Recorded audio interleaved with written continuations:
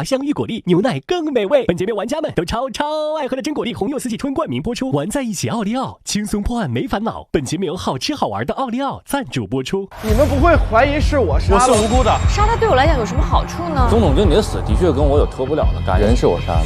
天哪！但是副经理不是我杀的。10点钟出现在办公室的人，可能就不是富。我感觉是不是所有人都在隐瞒一个什么事情呢？帮凶。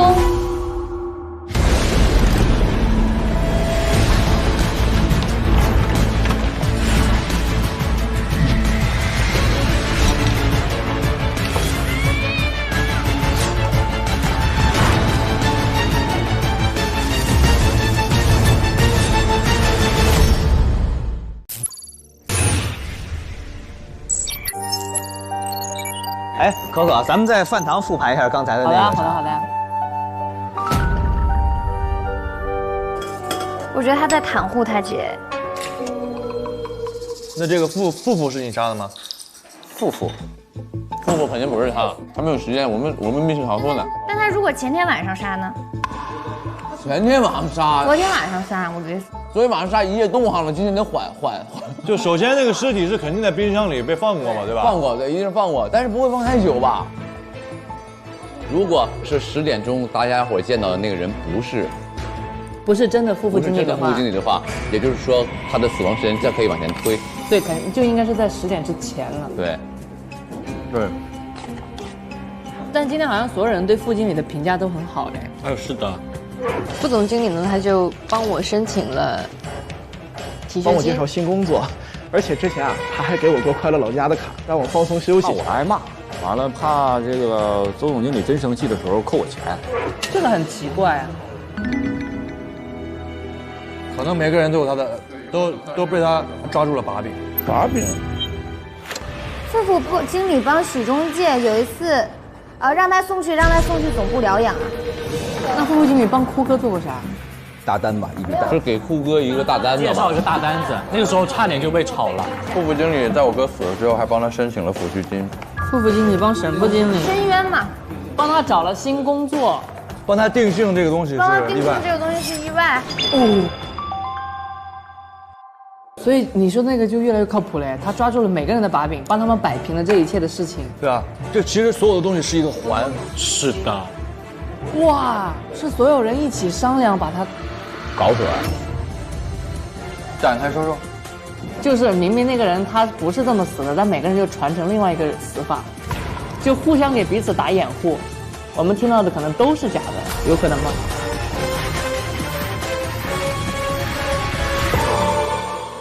咱们总是受害者有罪，就是说这人肯定是死有余辜。为什么不能是一个大好人，就是被坏人伤害了呢？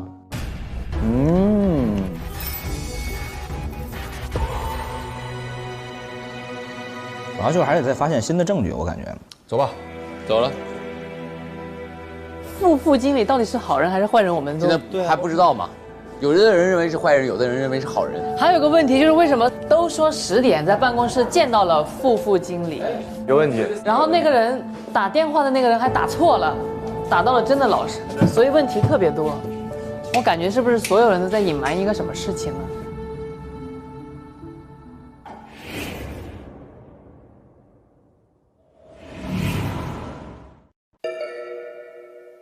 我刚才看到你在这个工位的时候，你那个视频里，也就是这个地方，你看，这个门是打开的，也就是这里有一扇门。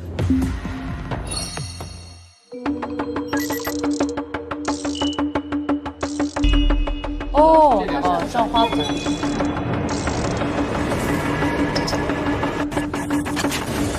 哎，开了，开门了，哎，开了。又要一个新地方。里边还有一个地方，对吧？走吧，你们先去。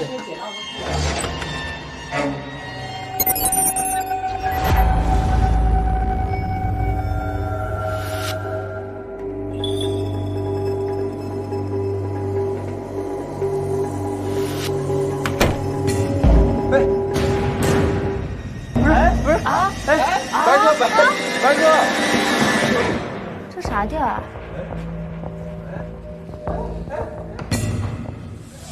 我老白把人关。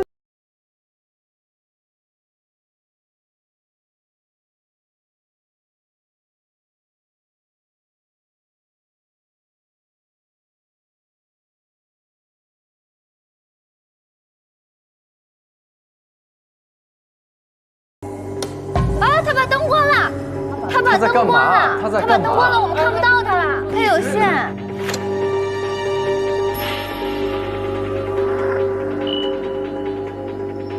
为什么？为什么？哎，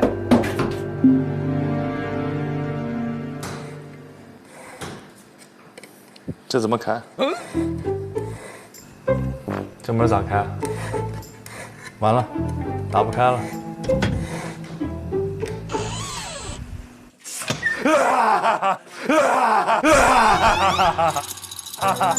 我跟你说，你要干嘛呀你？不是，你有问题。我有啥问题？没有，他没有问题，他只是故意想试试那个而已。这是快乐老家打工人倾诉大会。这是啥东西啊？哎，哦，钢琴键。弹快乐老家。要弹这么长吗？一整首吗？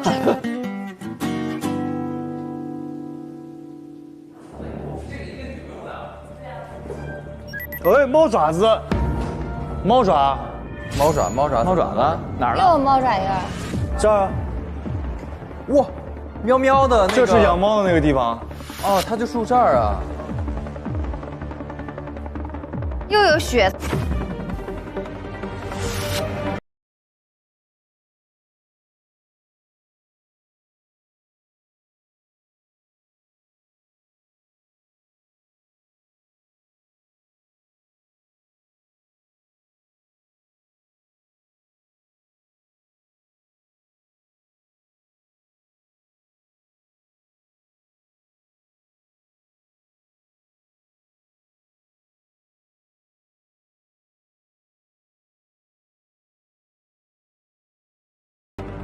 它有个小标写940420啊，然后它有一个课文部啊，是我的好爸爸。我有一个好爸爸，我的爸爸非常能干，家里所有的钱都是爸爸赚的。有一次，爸爸生病了，都不愿意请假。他说，如果不工作，我们一家人就会没有饭吃。我不想没有饭吃。他儿子写。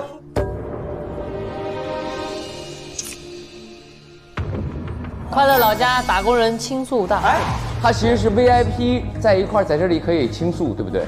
对，就是这个是第4个区域，专门是用来大家来吐槽发泄的地方。对。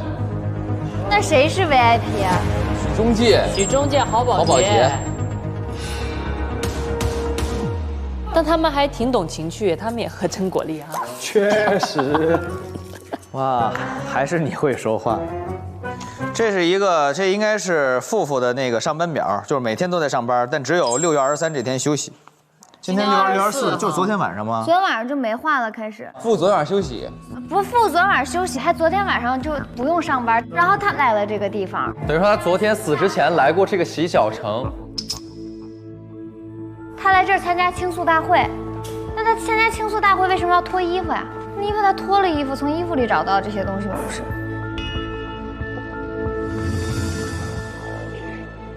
这个有个工伤理赔标准啊，这是打开的。工伤理赔流程和就是被搜过的，在那个搜狗里是被人搜过这个。哦，搜索历史是吧？啊。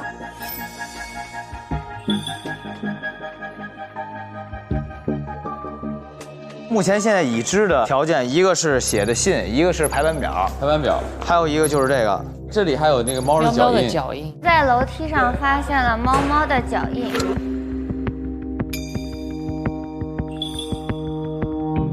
也就说明可能这才是真正的案发现场。那他死在楼梯上，猫是为了去吃东西走。在楼梯上，比较像在这儿，对吧？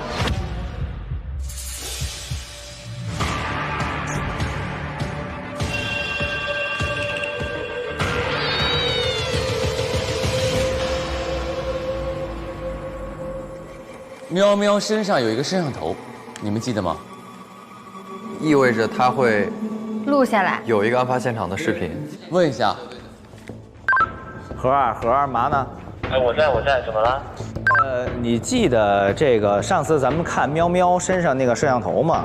视频能给我们看一眼吗？啊，手机在我这儿，你们在哪儿啊？我送过来吧。好，来呗。快乐老家足浴城。那个奥利奥是不是那摆了一盘？这是啥呀？你看，奥利奥都是躺平不卷的，不管职场怎么卷，有完心就不卷。那你俩掰开吃吧，来。所以我们就扭一扭，舔一舔，泡一泡。奥利奥黑白夹心，让人快乐到忘记白天与黑夜。好，明白。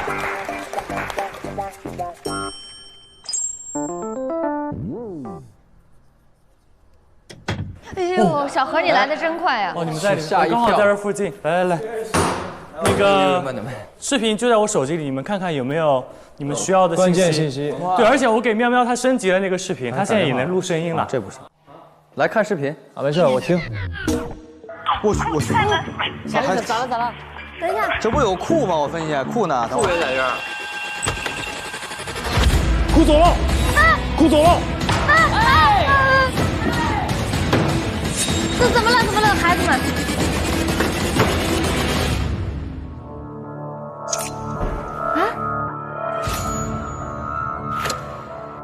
你们别再往下查了。哎，我看到他了。哎，看到他就在这儿呢。他在干啥？哎，他走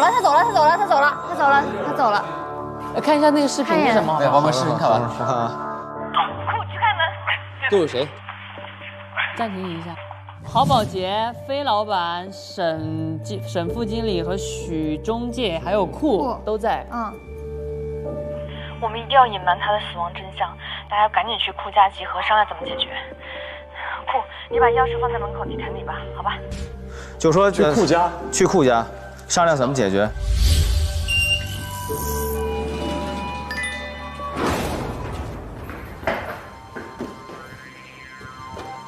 哦，来了，完了，怎么了？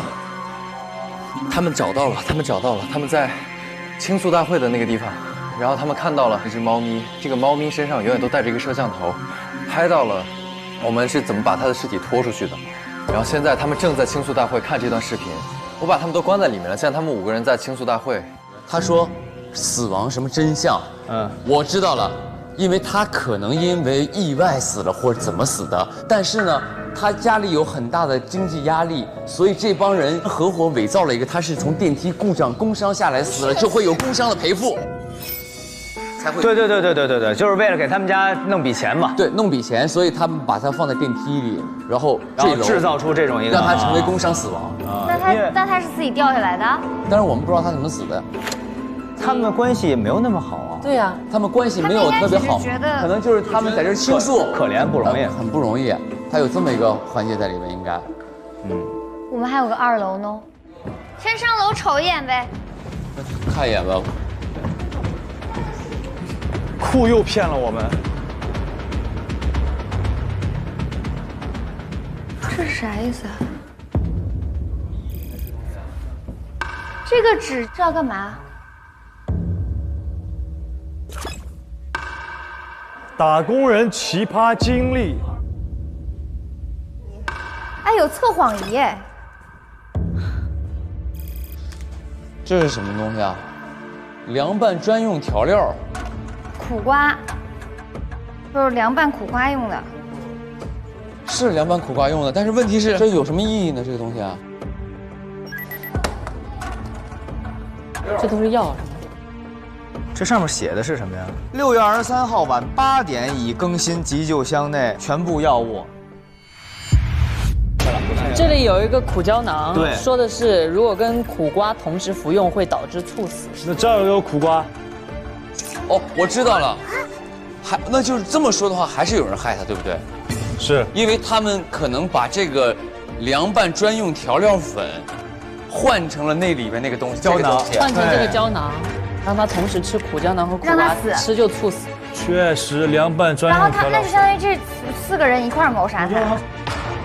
不是他们几个，肯定是某一个人。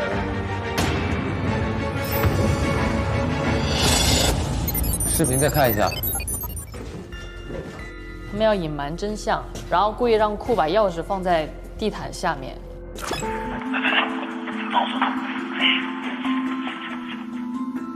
我们一定要隐瞒他的死亡真相，大家赶紧去库家集合，商量怎么解决。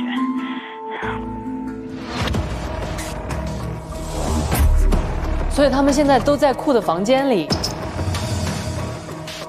哦，那个里面是不是个密码？就那首歌《快乐老家》那个有个键盘的那个。管他这啥东西啊？哎，钢琴键。先去看看怎么出去吧。谁弹一下《快乐老家》试试？《快乐老家》第一句怎么唱？跟我走吧，天亮就出发。对。会钢琴来吧。哎呦，不是得从头弹吗？不，我觉得不会那么复杂的。哎，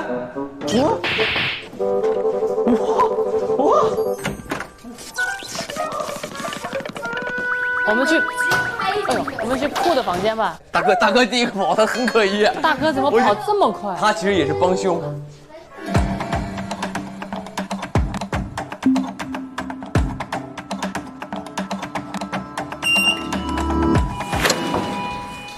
对你多说了，太容易被怀疑。那就我多说一点。这样，我来保护你。好吧，我保护你。那谁来保护我呢？我保护你有点不合道义。我怎么？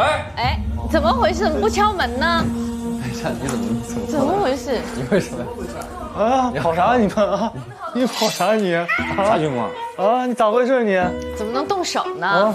家长还在这儿呢。啊，好，来说吧，你们怎么回事啊？库的房间在哪儿？我认得，走，在4层406。对，就这个。那问题我们已经进去了。为什么大哥也在里面？我怕我们对不起。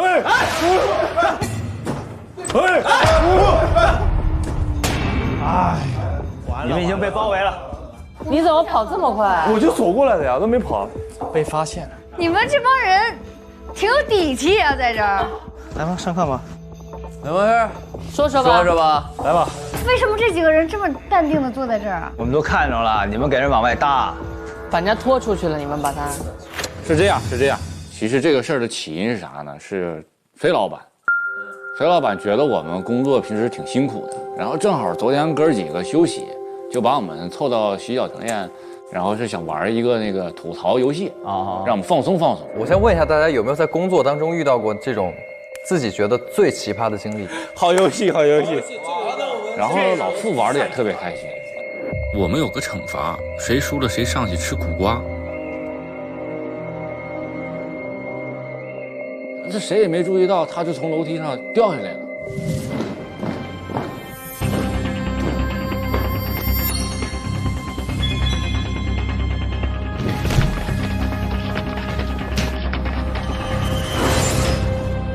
我们过去看的时候，他已经就没气儿了。没气儿了。谁准备的那苦瓜呀？我们店里准备。对，店里。你们店里准备的啊？哦。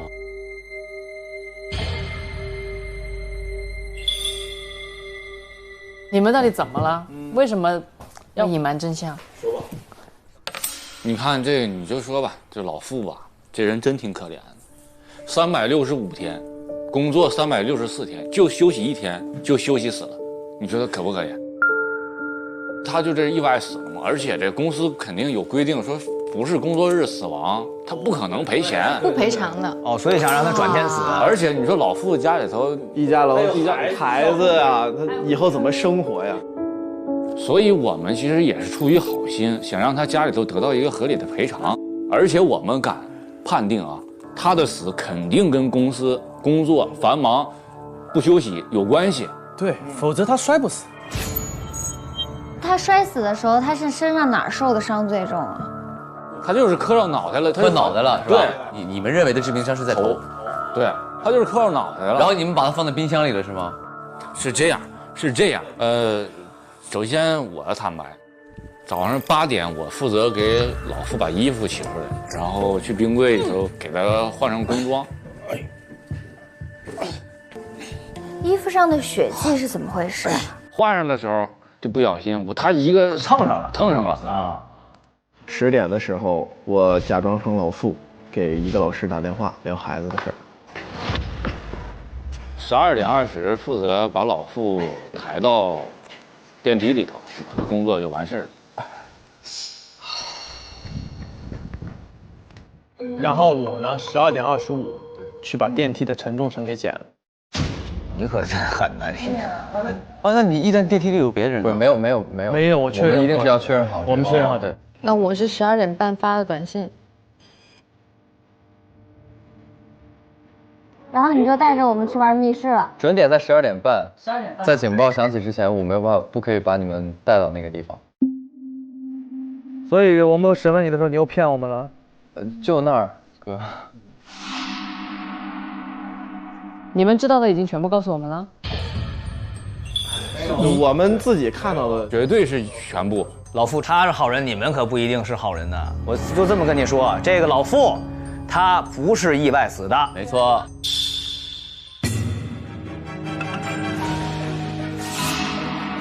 那个凉拌苦瓜被人下了毒。还有这么回事？对，因为那个凉拌苦瓜里放了那个粉呀，那个佐料凉拌调料被调换了。他有可能吃完了之后走2步，发现开始晕倒，窒息晕倒了。就有人曾经害死他。真的，我们真不清楚啊。这5个人当中肯定有个凶手。对。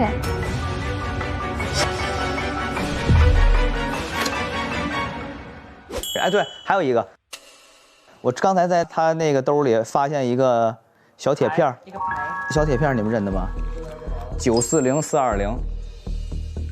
它就是一个生命检测仪，就是会送给 VIP 的，这应该是那个编号吧？这样啊，还是先得查出这个死因是怎么着，咱得把真正这个情况弄明白了，到时候咱们再做分析。如果说你们要查凶手，我们也觉得行，咱就查出来，还老傅一个真相。对对对，我们回到案发现场去吧。对啊，我们要回案发现场去了。我再跟你们一块儿呗。你别老跑行不行？一惊一乍的。没有，就很抱歉刚才把你们关在那儿。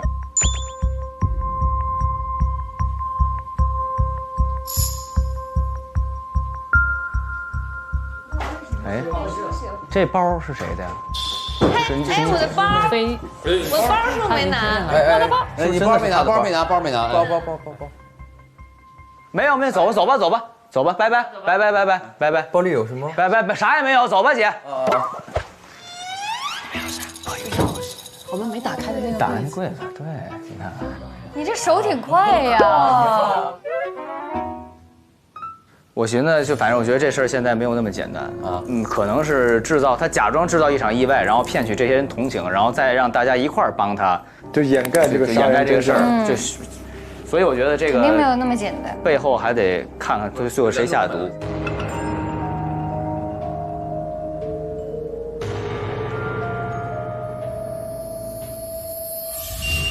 我们回到案发现场去调查一下真实原因吧。你为什么有事儿瞒着我们？真的是不把我们当自己人。哎，这不是，谁能受得了？我真没办法。我们去看看傅真实死光了。应该有一个什么录像。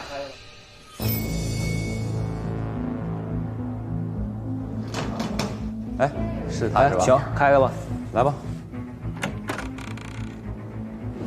检测仪。快乐老家休闲期遥控器。检测仪专用电脑。咱先把这个都拿出来先。哎，这有个鼠标。鼠标拿过来。里边有东西吗？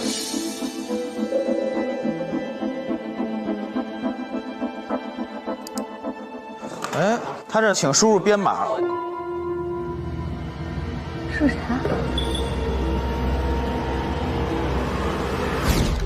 哎，这儿有副经理的小标写940420啊，小铁片你们认得吗？940420，它就是一个生命检测仪，就是会送给 VIP 的，这应该是那个编号吧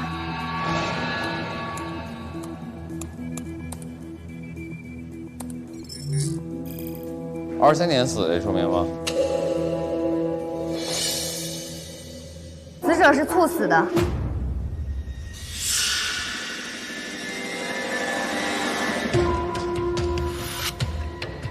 就吃了黄瓜呀。对，吃苦瓜，吃苦瓜，对，吃了苦瓜猝死。我们过去看的时候，他已经就没气儿了。我假装成老傅打电话，然后我去把电梯的承重绳给剪了。那我是12点半发的短信。那个真是我。正常人怎么可能从楼上就休息一天就休息死？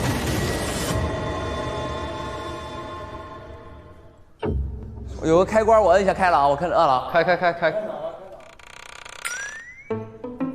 开哪了？开哪了？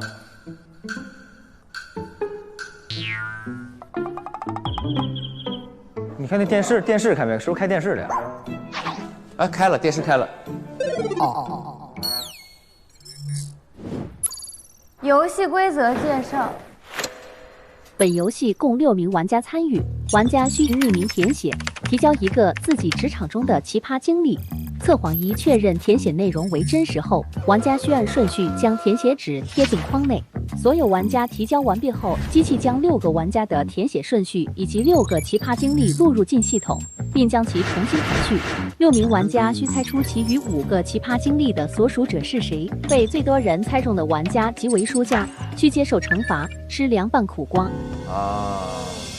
所以嘛，就这个人输了嘛，然后有人在苦瓜上返回首页，有人在苦瓜上做了手脚吗？返回首页。最近一次游戏结果，看一下。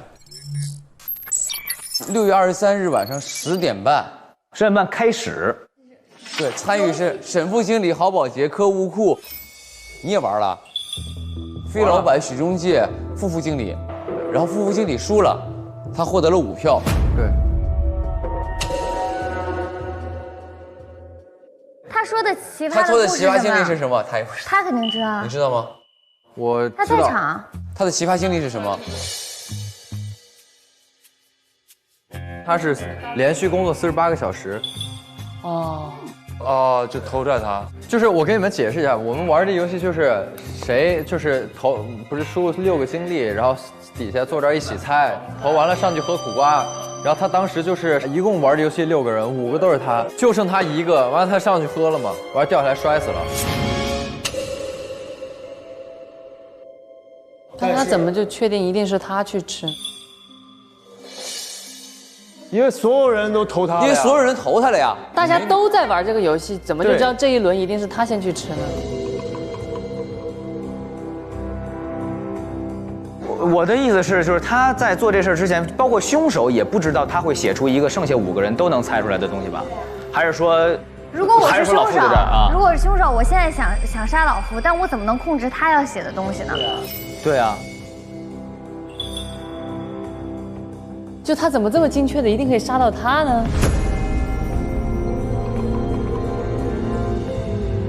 别人写什么呀？别人都写的啥？答案在哪儿啊？这是啥意思啊？答案不在2楼那个地儿吗？把那个纸撕出来。我们看别人写啥。你搜打印记录。是投票口吧？最长时间高达48小时，他在第1位，他就是第1顺位哎。这一看就是老傅，为什么呢？工作狂呀，就满足每个人身上的那个条件嘛。家人重病，老板半天假不批。半天假不批，那是你姐啊。然后被压着致死就对应的科。上班时间、上厕所次数、时长都被限制。这个不很难猜。总要帮老板做私事儿。这是那个许接孩子那个吗？对。然后24小时不关机，老板回复需秒回。郝宝杰说过这话。那哪个是你啊？亲人这个是你呗？对。下去讨论一下。问题是怎么就这么精准？这是。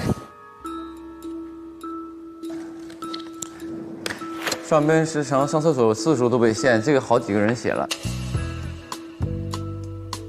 24小时都要秒回群信息。连续工作48小时。但是好多人都有48小时这件事儿啊。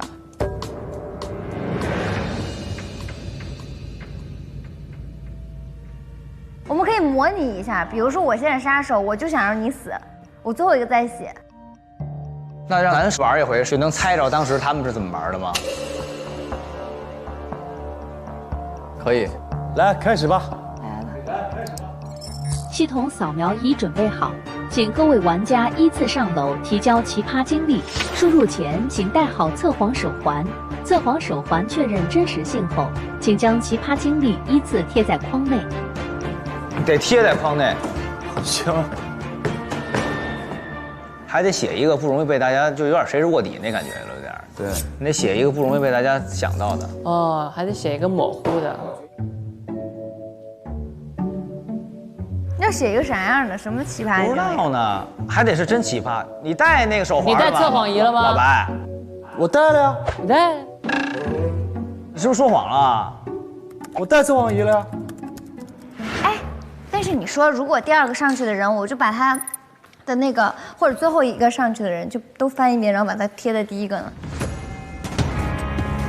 哎，来吧。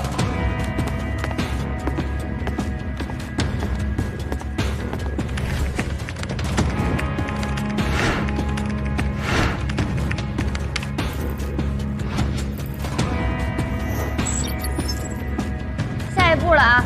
下一步。好。6名玩家提交完毕，请在1楼入座。准备好后，请用鼠标点击开始游戏按钮，系统将故事重新排序。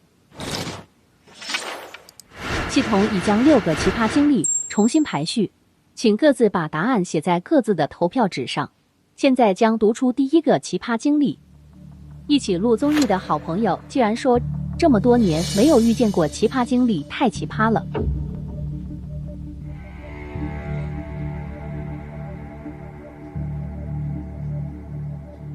好了，写完了。下一个故事是把合同落在便利店。这像是小宋会干的事儿啊。是这样的，我觉得说这句话的人是个南方人，因为我们东北管它叫小卖店或者是超市，咱们又叫便利店的。我们21世纪人大家都说。富贵有可能。下一个故事是，在一次工作的时候，不小心吃了一只蚊子。这是拍戏的，这肯定是拍戏的人。也未必，我跟你讲是歌手。对，歌手唱歌嘛，老得唱歌，一唱啊，谁喜欢唱长音就是谁。我跟你讲，这一定是周深，这一定是周深。对，舞台上不会有蚊子吧？别装了，怎么可能没有？就是周深，也别伪装了。你的老父亲，你这算吃苦瓜吧？下一个故事是，太久没睡在工作室众目睽睽之下睡着了。众目睽睽。下一个故事是，连续1周每天工作18个小时。这不是那个，这不老白吗？我之前拍戏曾经有连续1个礼拜每天拍18个小时。哇，每天18个小时。有人写了我的这个，真挺有意思啊。哦，有人抢了你的这个。哦，这个真绝啊！人性这么黑暗的吗？我说这句话的时候，你们所有人都在。那问题，那这样他测谎，哎，我觉得能害老白的人只有一个，那就是，又是我，这些都是我写的。你们刚上去都玩去了，我一个人贴了6张。下一个故事是，边录节目边足疗。哦，就今天刚发生的事。哦，这个缺德，这个是今天大家都发生了。这个写留下来，这我也同意写留下来。这应该是酷，这个我跟你讲，他在那装的。不，这不是我，这真不是我。一个足疗，一个那个18，挺厉害。当然也不排除老白自己念叨自己。啊，也不能排除，是吧？老白自己又提高一招啊，就是他自己啊，就是他自己。人心换人心的时候到了。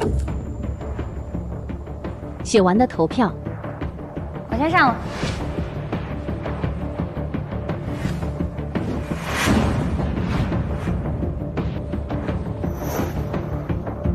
来下一步吧，下一步。系统已读取6份投票，现在公布结果。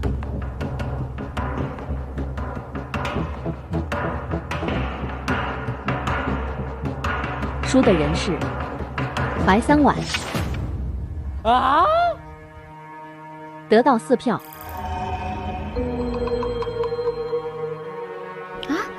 等一下，也就是说，有一题我们好几个人投你，哪怕那个不是你写的，你也会死。对。不对，你得投对了才会，你得投对了才会死啊！肯定不是谁票多就盲死呀，对不对？对呀。把那个18投给白3碗的有谁？哦，4票，哦，刚好4票。哇，谁写的18？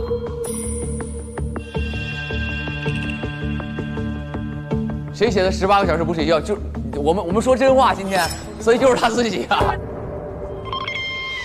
就是你写的。哎呀，就是我写的。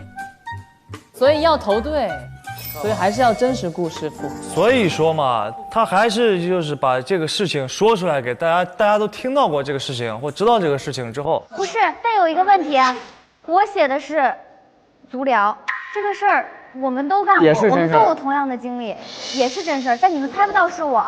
那他的48小时有很多人都有这样的经历，为什么把他投出去了？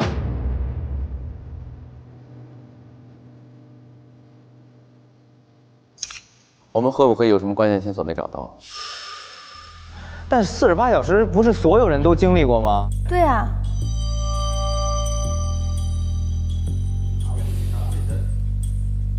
其实我们每个人心态都不希望别人选到自己啊。但我写这个就是想被猜到一下。啥意思？一心寻死。就是有一个原因是为什么大家会认为写了48小时这个人就一定是副经理。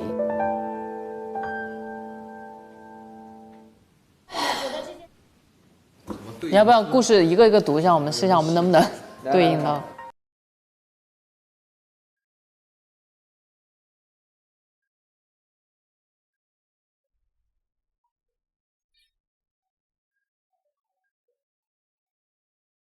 还有一个线索就是小纸条里好像已经写了一些东西了，这里有纸条，有人留的。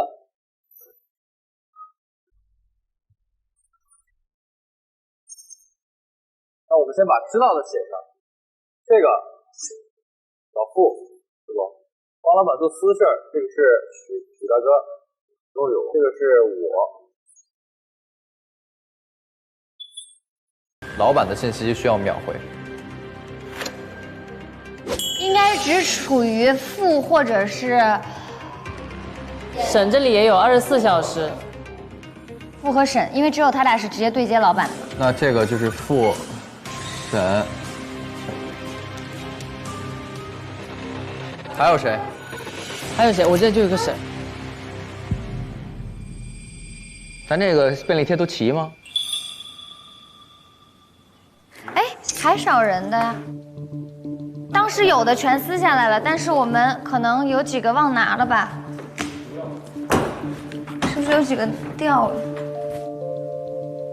这儿还有一个，那个前台那儿留。这儿有，这是谁的呀？副的。许你一套房，许中介。所以最后是其实每个人都有这些经历是吗？一个便利贴有太多故事了。对啊，一个便利贴里有很多故事哎。来吧。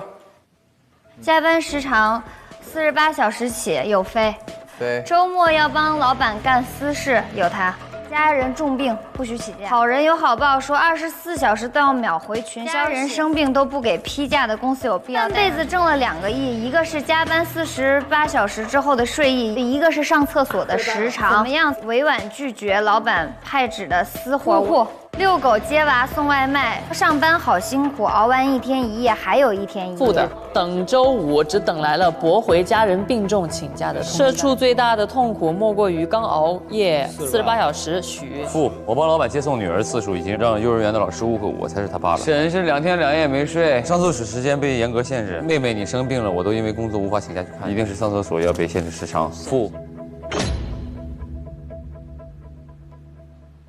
哇。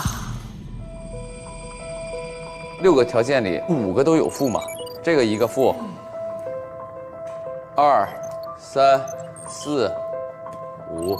那为什么都觉得48小时就一定是负呢？因为所有人都写的负。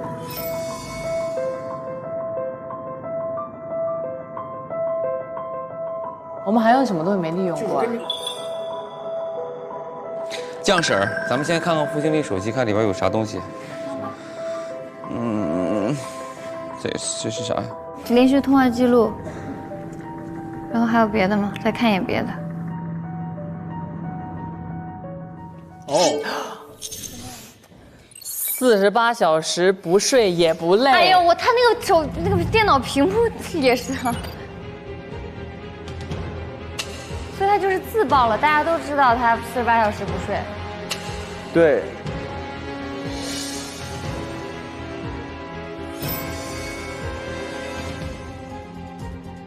6名玩家需猜出其余5个奇葩经历的所属者是谁，被最多人猜中的玩家即为输家。所以他就是自爆了，大家都知道他48小时不睡。游戏的人是不想输。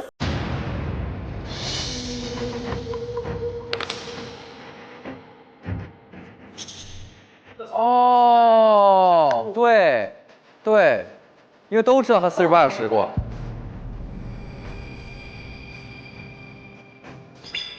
我知道一个问题，可能是凶手写了这个。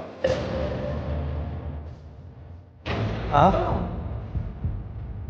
什么意思？凶手写了，然后所有人投的他。得自己写。哎，他这个逻辑没问题啊，可以是凶手写的呀。凶手在知道48小时是负众所周知的这个前提下，那你至少得有2个人都写了工作高达48小时吧？1个人啊，凶手写了这个东西是没有问题的，但是负自己没有写啊。他没写，对啊。凶手写的，你投到负那儿也是错的呀，这个不是负写的呀，不会是错的呀。但是你能不能数负的名呢？就是我写这事，我确实也发生过，但我能不能数别人的名呢？那你数了他的名，那负数谁的名呢？如果我是飞，我写这个，你测谎仪是能过的呀。能过呀，对啊。能过，然后你就上去了。所有人都有这个条件，所以他们测谎仪都没说谎，都没说谎，他们都没说谎呀。是的，比如说我第一个，然后呢，测谎仪测我是谁无所谓。然后你只要过了，我过了，你就能上板。哦，那我明白了。比如说我设定这个负是最后一个上，然后我写一个48小时，然后我就贴在第6个。哦，和我们刚才发现它的那个顺序有很大的关系。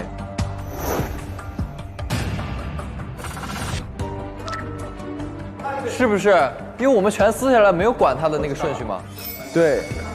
好，S， 咱们回忆一下，刚才第一个框是什么？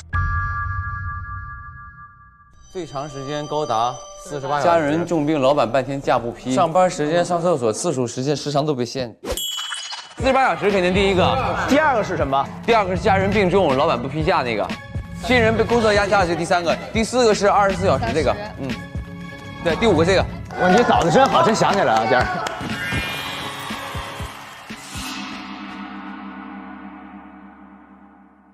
死者他不会自己写这个故事，是凶手写了他的故事，然后占用了他的位置，对，替换了他的位置。因为他是第一个写的，他只要把他那个位置占住了，后边就可以随机变了。哦，对，是这个意思。曾经最长加班48小时是凶手写的，然后贴到了负的该上来的位置上。不，负是第一个上去的，负是系统认为的第一个。不是，负就是第一个上去的，负绝对不是后边上去的，这就跟指纹虹膜似的，您第一个肯定是你，是的，对吧？负是头一个上去。负第一个上去的时候，他本来写的是啥？不知道，他随便爱写什么写什么，他都有，对吧？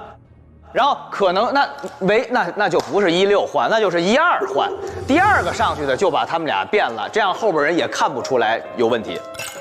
对。那你这么说，第3个上去的也能换呀？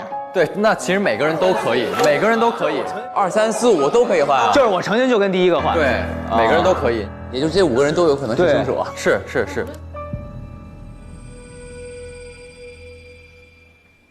这个肯定是凶手写的，所以这跟傅没关系。那么傅写的哪个在哪个集合里头，肯定就有凶手。比如说傅写的这个，那凶手肯定在这俩人之间出现。傅要写的这个，肯定就在这俩人出现，是不是？明白。也不一定啊。比如说这个，是飞写的，那他就有机会写他的呀。如果这个是柯写的，那飞就有机会写他的呀。你明白吗？但他没干过这事儿吗？他没干过这，他就不会写这个。没干过，就是傅不会，就他不会写这个呀。对，所以这个不是他写的呀。显而易见，这个肯定不可能是傅写的，但是其余的都有可能是傅写的，但也没说哪一个就一定是傅写的，就一点一点要排出去，最后算傅写的。我觉得他这个题是可以解到算出每个人写了什么的。肯定的，因为每个故事都只有一个人去写嘛。对。先排除，先按少的推。我们是不是应该从数量少的人开始把它按到确定他写在哪个任务上？要不然太多了的话根本找不到。许，先把许定了。你们把许确定在哪个故事上？许是这个，这儿有一个许，这儿有一个许。48小时老板做私事儿。那咱先假定他是好人，那他先做私事儿吧。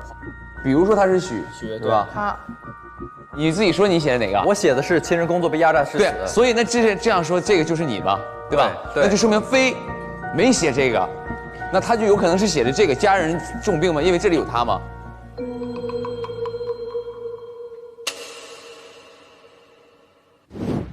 你看啊，我最大的遗憾是在你病重时连半天时间都请不出来，所有的老顾客都知道这是我开快乐老家的原因，但他们不知道的是，我最爱的你其实是被工作压垮的，在医院抢救2天后也无法救回你。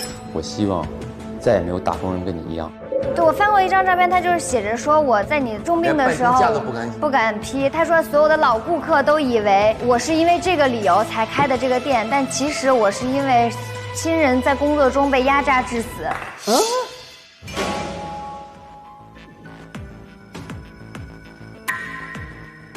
这个信息代表飞不可能填这个，飞不可能写最后一个。哦，我明白他们意思，就是让我们用逆向思维，谁最不可能写什么事儿？对，比如说这句话，你一看到，你第一个想到就是飞，那你就首先排掉飞。对，他肯定他自己不会写。尤其是逆向思维。是的，这就是跟傅是一个逻辑，因为傅把这个都当头像了，所以傅肯定不会写。那飞因为这件事开了这买卖，所以飞也不会写这个。对。最后排除之后，这还剩谁啊？保复审，对吧？我跟你说，这还保复审。对，我就这一看，沈复保，沈复保，沈复保，这仨人都一样，不停的重合。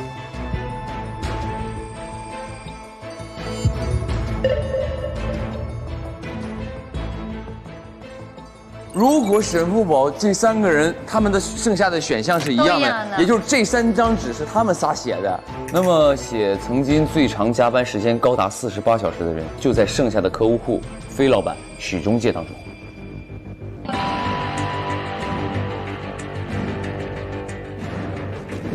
但他们不知道的是，我最爱的你其实是被工作压垮的。那柯你到底写的是什么？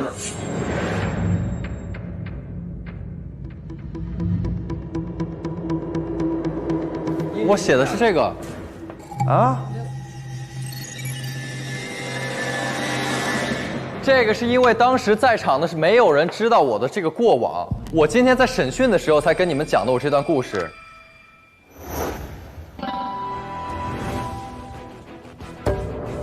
凶手一定是写48小时的，这不就是为盘动机吗？费老板很有可能是为了保护自己的弟弟，所以要把服务副给杀掉。钟总经理是客户做的，副经理已经打电话威胁他了，所以呢，他有杀副经理的一个动机。但许的杀人动机呢？因为上一件案子，傅找过他姐姐，说你这个案子你和你弟弟脱不了干系。对。然后这个许呢，为了保护他姐弟俩，设计给他杀死了，这是他的动机。是的，对不对？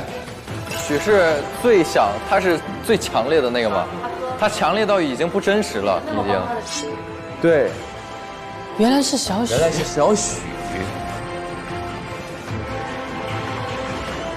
走吧，去投票。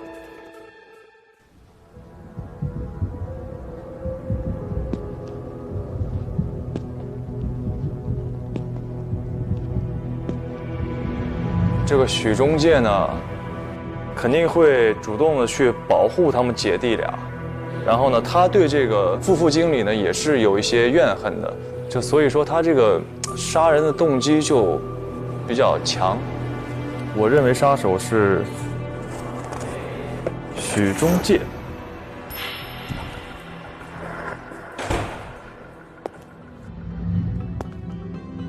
柯务库，因为他已经承认了自己上一个案子犯的错，所以我们就觉得应该不是他，所以我们就投给了许中介。许中介，对不起。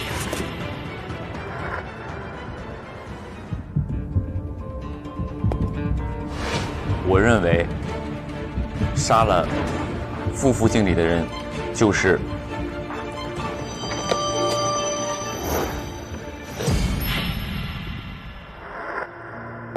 宗总经理确实是我杀死的，但是副经理究竟是谁杀死的呢？然后今天我把我的票投给的是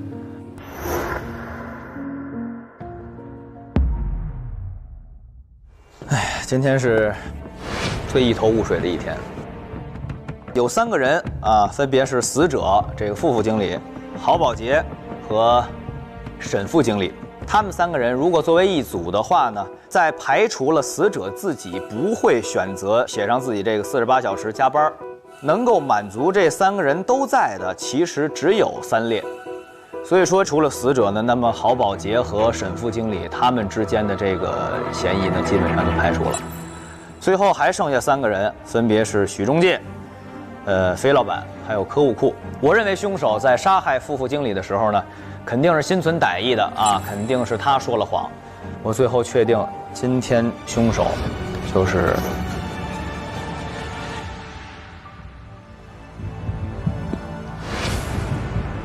今天这个案子非常的复杂，你就是真凶。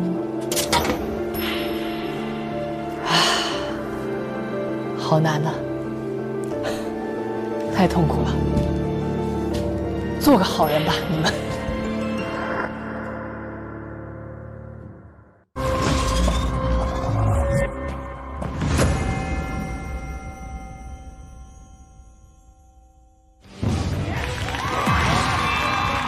欢迎各位来到腾讯视频，由茶香与果粒牛奶更美味的真果粒红柚四季春独家冠名播出的沉浸式剧情体验真人秀，开始推理吧。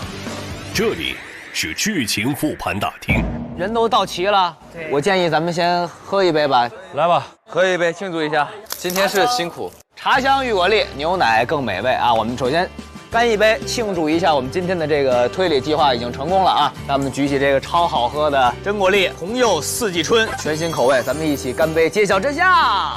来喽！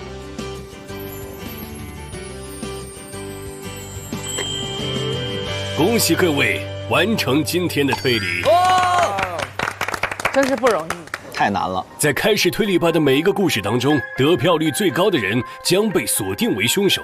那我们有没有对啊？在今天的案件中，各位玩家发现的嫌疑人有许中介、郝宝杰、沈副经理、飞老板、柯务库5人。经过推理，大家投票锁定的凶手为许中介。你们的选择是正确的吗？当然是了。哈哈，那我们有没有抓到真凶呢？本期案件锁凶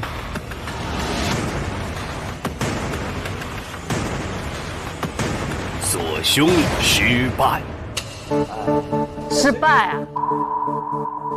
哎，真正的杀手，真正的凶手就是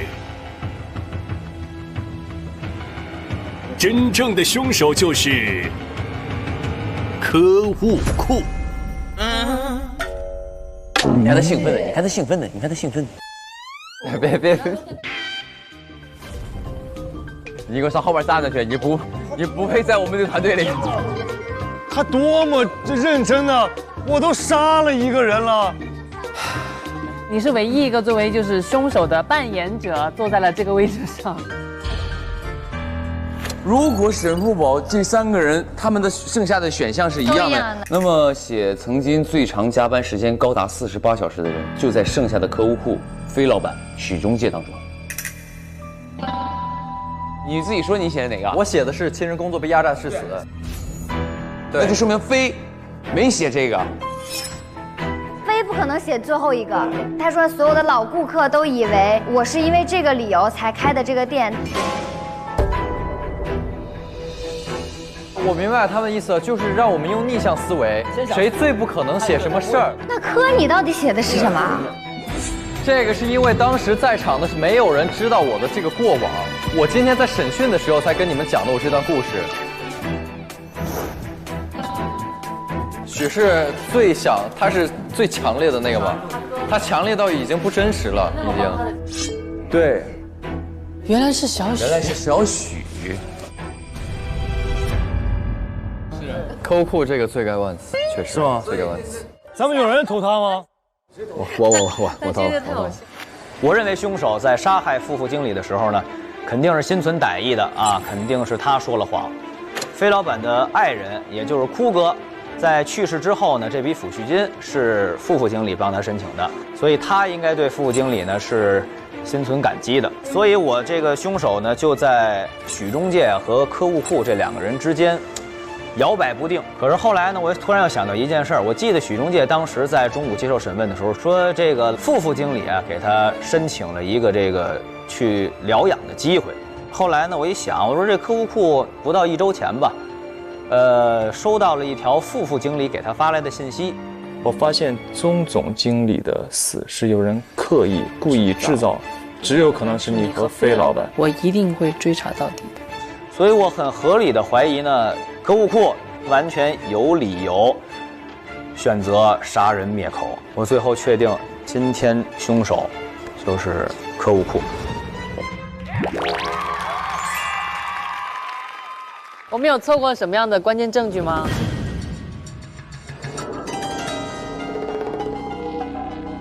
大家错过的决定性证据是，我们在客户库的家里面发现他的电脑，在电脑的开始菜单栏里有一个聊天软件。点开这个聊天软件之后，我们需要用他的手机去扫描微信，登录他的电脑版微信，我们就可以发现，在他的手机微信中已经删除的聊天记录，他在当天案发以后发了信息求证，是否付经理把钟总经理的死定性为意外。手机上记录删了，留在了电脑上。哦，他是后来才知道，我们一直觉得是这个早就已经弄了，然后也给你解钱了，然后也没有那啥，这个顺序错了。在这个案件中，柯务库从小和哥哥柯务库、嫂子飞老板相依为命，而他的哥哥柯务库自从进了地产物业部，成为一名房产中介后，在工作期间受尽其公司钟总经理的压榨，不幸在工作岗位上过劳死了。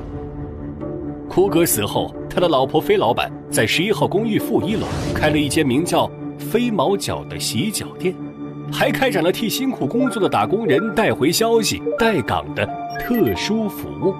而他的弟弟柯务库一直对库哥的死耿耿于怀，对钟总经理怀恨在心。4月29日晚，物业部的沈副经理向洗脚店提交了一份带回消息的订单，而这份订单恰好被柯务库接下。他登录了沈副经理的账号后，发现物业部会在4月30号举办一场霉运连连的赏煤活动，钟总经理会在公寓门口发言，而物业部为了这个活动，特意在3楼平台定做了一个巨型玩偶装置。于是柯务库心生一计，利用帮沈副经理带回消息之便，在工作群聊里把钟总经理发言的站位安排在了巨型装置的正下方，并且他在第2天钟总经理发言前的10分钟，把装置的承重钉拧松，让装置掉落，砸死钟总经理。6月17号，副经理开始调查钟总经理之死，发现极有可能是有人利用了飞毛脚店里的带回消息的服务，将钟总经理杀死。而柯务库知道了副经理正在调查此事，害怕他查到自己身上。为了灭口，所以他打算在6月23日飞毛桥举办的快乐老家倾诉大会上，利用了一个游戏将副副经理杀害。6月23日晚，在游戏开始前，可恶库偷偷拿了一颗店内常备的消炎药苦胶囊，往书家要吃的凉拌苦瓜的调味料里倒入了它，因为苦胶囊和苦瓜同时服用会立刻猝死。游戏开始后，副副经理第一个进去提交了故事，可恶库紧随其后第二个进去，因为他需要确保在副经理的后置位。然后他在系统内写下了他和副副经理共通的加班高达48小时，但是在场多数人都会认为是副副经理的故事，因为副副经理是一个工作狂，经常把加班48小时挂在嘴边，所有人一听到48小时就会立刻想到他。而可恶库也曾经发传单发过48小时，但这个细节在场的人不会所有人都知道。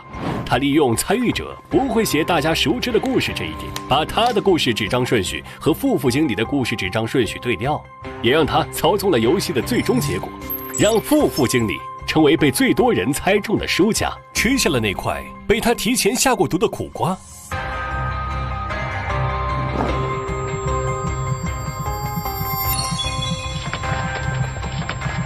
在副副经理吃下凉拌苦瓜摔下楼梯后，你说老傅是个好人，所有人都说副副经理其实是一个刀子嘴豆腐心的好人。之所以拼命工作，是因为家里条件并不好，还要一个人抚养还未成年的女儿，并且他也决定将宗总经理的死定性成意外呈报给总公司。所以大家提议把他的死伪造成明天在上班时间内因检修电梯时电梯意外坠落的因公事故。所有参加游戏的人都参与了这场合谋，而真凶可恶库也隐藏其中，一同将副副经理的死伪造成死在工作岗位上的意外。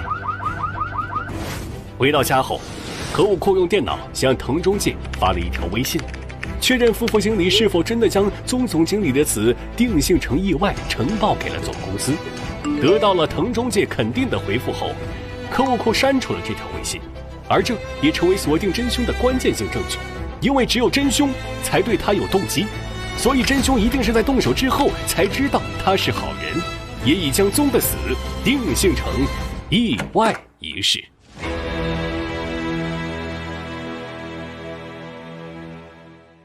在本期案件当中，投票正确的郭包佑以及成功逃脱的可恶库，两人都可以领取金钥匙。承让。请你们在身后领取金钥匙。去吧，来吧。真是这俩人，哎，互相颁奖。来，承让。来，可以。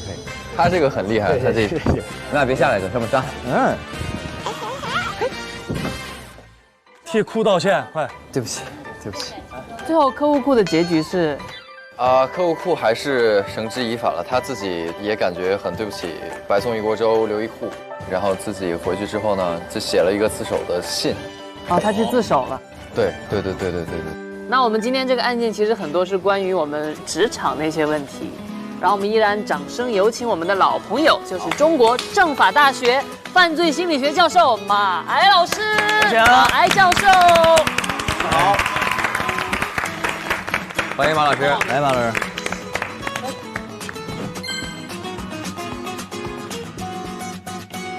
这个故事里面，基本上所有的打工的这些人，他们都有过连续工作48小时啊，或者是1年365天只休1天假的这种情况出现，是不是其实违反了很多劳动上面的法律？肯定的，这直接违反了劳动法呀。越来越严重的企业员工之间的内卷现象，这个可能在咱们这期的案件当中也体现的比较的突出。我的建议是什么呢？你何必要在这种让你自己不舒服的环境里边，不断的让内卷来磨灭了你的意志，摧毁了你的身心世界。马教授，就看像咱们案件当中有一个过劳死的这样一个情况，那像这样过劳死的情况，那他的公司他要负相关的法律责任吗？必须的，过劳死的问题呢，只是呢情节不同。假如说已经违反了劳动法和用人单位和职工之间的相关的合同，那么对方是要负一定的法律责任。但是从我们目前的案例来看呢，一般的公司啊都会多多少少要给一些道义上的补偿啊，因为对方是为你的公司努力而导致的这样的一个结果。那老师，就是比如说你在职场当中，你都下班了，然后你老板让你去给他干私活，比如说帮我接孩子，帮我去买点菜，他这个是触犯了法律吗？应该说呀，这就是属于你们两个私下的一种民事上的关系了，私交啊。它不是你公司你们双方之间合同所约定的事情，但他不去就给开除了呀。这就是老板本身利用了他手中的公权力来处置他私人领域的事情。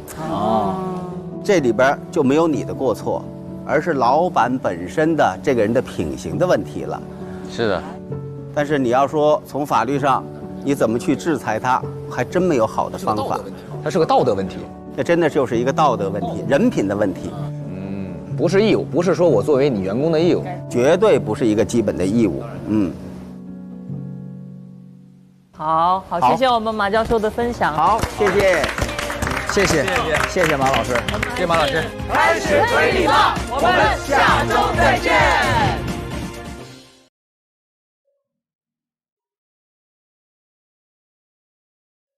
我觉得首先所有东西都是一个合作状态嘛，那合作状态就是说我们要互相尊重，你首先要尊重你的工作，你要尊重你的老板，但同样的你的老板也要尊重你，所以我觉得这个就是一段互相尊重的一个关系。所以当你在觉得你不获得尊重或者是超出你能量负荷的时候，其实你就应该选择做出改变。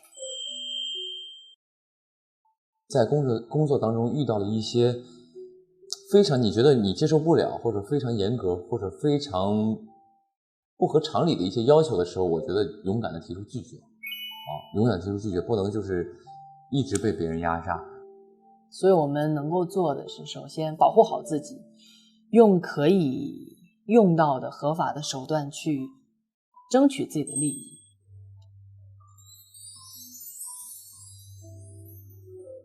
该吃饭吃饭，该休息休息。要保证自己的身体在健康的前提下再去努力的工作，对。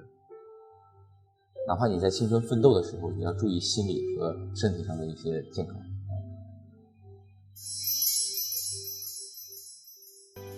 压力是经常陪伴在我们身边的一个东西。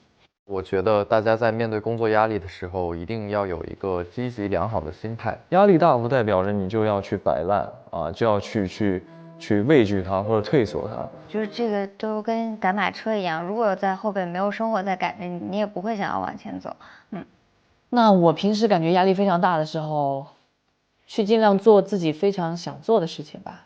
像我的话，我喜欢看电影，喜欢唱歌，喜欢听歌，或喜欢吃好吃的。我非常喜欢吃好吃的。就是我觉得，首先你要找到自己除了工作以外，你还热爱的事情。就比如说我在做演员的过程中，一直会有人跟我说，你要想一想，除了拍戏以外的宋索儿，你还可以是谁？因为我们熬过自己觉得没有办法去度过那段时间的时候，你熬过去了，你一定会成为更坚强的自己。还是希望大家能够保持这个好的作息啊，保持好的心情。咱们有了好作息、好心情、好身体，才能更好的，哪怕说是为自己的公司，或者说为我们的社会、为我们的国家，能够做更多有意义的事儿。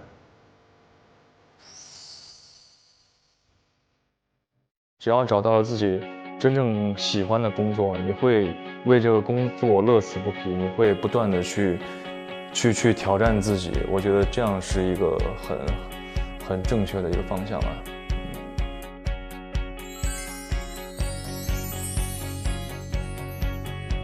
所以如果你现在是一个日抛青年，我觉得你可以试一试，可以朝你感兴趣的方向去月抛一下，后面变成年抛，说不定你就找到你真正属于你的事业了。我觉得每一个斜杠青年都是非常有斗志的人，他才愿意让自己的生活被填满。那我相信他一定会很快找到自己喜欢的那份事业，去热爱它，去为之付出。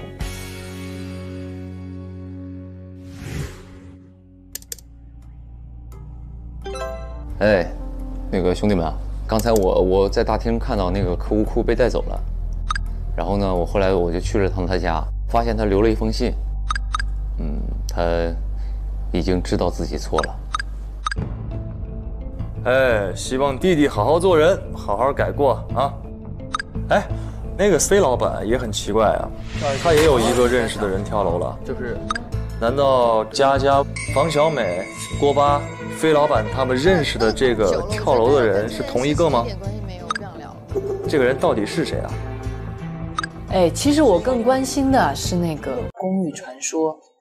传说这个公寓会让人消失，有不少的老人都离奇消失了。有多名老人在商业街失踪。哦，对了，我的忘年交蔡大姐也在其中。哎呦，这个蔡大姐特别想知道他们到底都去哪儿了。不是，放心吧，我们后面肯定会找到的。但是主要今天还有一个奇怪的事儿啊，就是这个今天在这个副经理的抽屉里又看到了那个预言娃娃啊，又是一个娃娃。不是，我就想知道到底谁在一次次的放这个娃娃，这个娃娃到底是谁放的？对呀，这已经是第3个娃娃了。咱们这周并没有找到有关于那个奇怪的符号的任何信息啊，咱们得赶紧调查了，不然咱们都得死。哎呀，算了，别想了，赶紧睡美容觉吧，累了。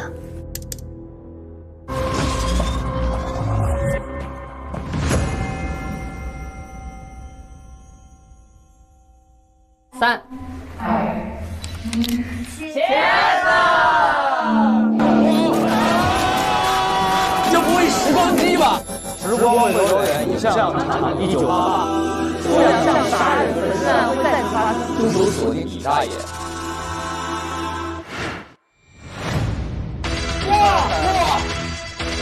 太帅了！现在是1988年。怎么又有你啊？这不是我的菜吗？小邋遢，哦耶，哦耶！外甥，老爷，爸爸，咱俩有什么关系吗？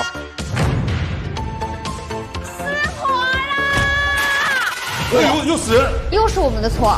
蔡大姐，你也是有杀人嫌疑的。我发现他们这个计划了。我不信。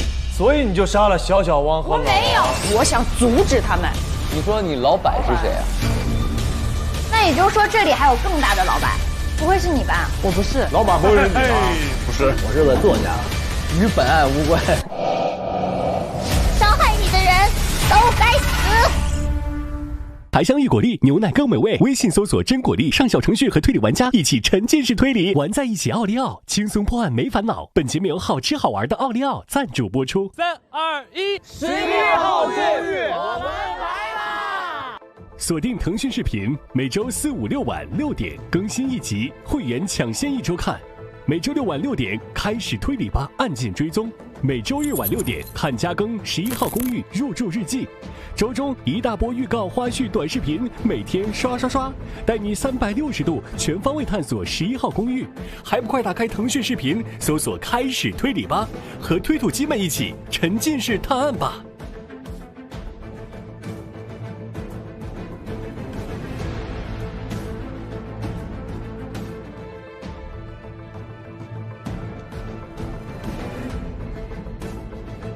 独家社交媒体平台微博，首席合作媒体新浪娱乐、微博综艺、新浪综艺。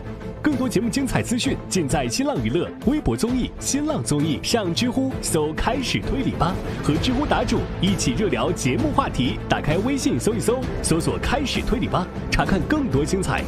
11号公寓入住日记，每周日晚18点，会员纯享更多公寓趣事，学犯罪心理学，拆穿谎言，发现真相。欢迎关注，别对黄 Sir 说谎之开始推理吧案件追踪，每周六下午18点高能上线。欢迎打开新浪新闻、网易新闻、Zaker、界面新闻、网易有道词典、至于成果娱乐、影视聚焦、华语之声、引力资讯、一点资讯，了解节目更多内容。感谢腾讯卫视、中华万年历、WiFi 万能钥匙、Summer 校园、Lucky 校园对本节目的大力支持。